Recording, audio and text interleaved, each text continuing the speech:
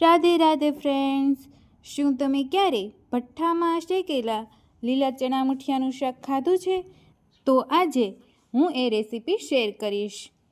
તો એના માટે મેં અહીં 500 ગ્રામ ચણા લીધા છે અને આ રીતે ભઠ્ઠામાં શેકી લેવાના છે. આપણે એ વાતનું ખાસ ધ્યાન રાખવાનું છે કે ચણા બળી ન જાય, આ રીતે અંદરથી બફાય એ રીતે શેકીશું. હવે ફોલીને તૈયાર કરી લીધા છે અને કુકરમાં 3 પાવડા શીંગ તેલ ગરમ કરવા મૂકી તેલ ગરમ થઈ જાય એટલે 1 ચમચી રાઈ ફૂટી જાય એટલે 2 ચમચી જીરું, 1 ચમચી હિંગ એડ કરી શેકેલા ચણાને ઉમેરી દઈશું અને સરસ રીતે મિક્સ કરી દઈશું.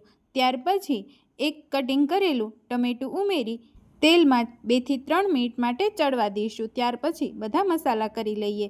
હવે 1 ચમચી ખાંડ, 1 મોટી ચમચી મીઠું, 1 ચમચી હળદર, 2 મોટી ચમચી કાશ્મીરી મરચું ઉમેરી સરસ રીતે મિક્સ કરી દઈશું. બધા મસાલા સરસ રીતે ચડી જાય 1 ગ્લાસ પાણી નાખી વઘારને ઉકળવા દઈશું. ત્યાં સુધીમાં મુઠિયા તૈયાર કરી લઈએ. એના માટે 1 કપ ચણાનો લોટ, લીલી મેથી, કાશ્મીરી મરચું, ધાણા જીરું પાવડર, હળદર, મીઠું, ખાંડ ઉમેરી 1 ચમચી ખાવાના સોડા, ઉપરથી 1 ફાડું લીંબુનો રસ અને 1 પાવડું શીંગ તેલ ઉમેરી સરસ રીતે મિક્સ કરી દઈશું.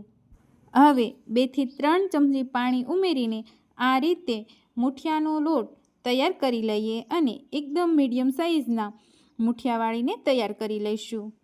ત્યાં સુધીમાં આપણે જે વઘાર શાકનો ઉકળી ગયો છે એમાં એક એક કરીને મુઠિયા ઉમેરી દઈશું અને ગેસની સ્લો ફ્લેમ પર કુકરની 3 થી 4 વિસલ કરી લઈશું. હવે આપણું ભઠ્ઠામાં શેકેલા લીલા ચણા મુઠિયાનું શાક બનીને તૈયાર થઈ ગયું છે. તો ઉપરથી ધાણા ભાજી ઉમેરી સર્વિંગ બાઉલમાં સર્વ કરી દઈશું.